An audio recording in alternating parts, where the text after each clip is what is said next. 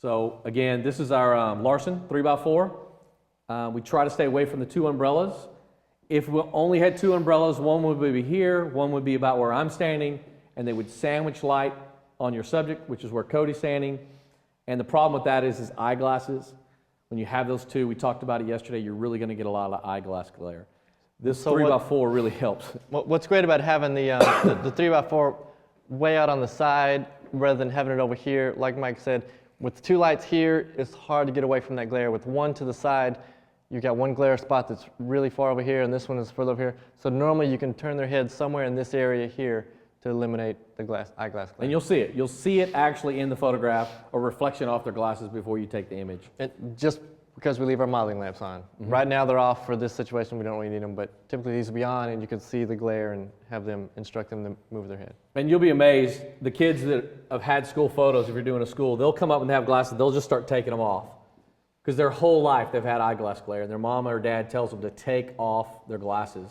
And we're like, guys, if it's really worried about eyeglass glare, we're not going to get it. So this system really, really helps with that, and I know it doesn't seem like a lot, but to those who have eyeglass glare, it's really going to make them feel a lot better. The other thing we do that's kind of neat is our backdrop, which is a Denny's pop-up, Denny Manufacturing pop-up.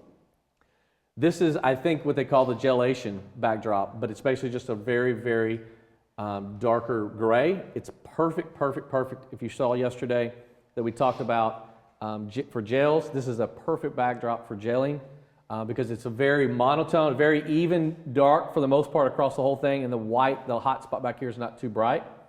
If you get too bright of a hot spot and you try to gel, you're going to have the dark colors over here, like a red, dark red, and it'll go to pink in the middle with the same power.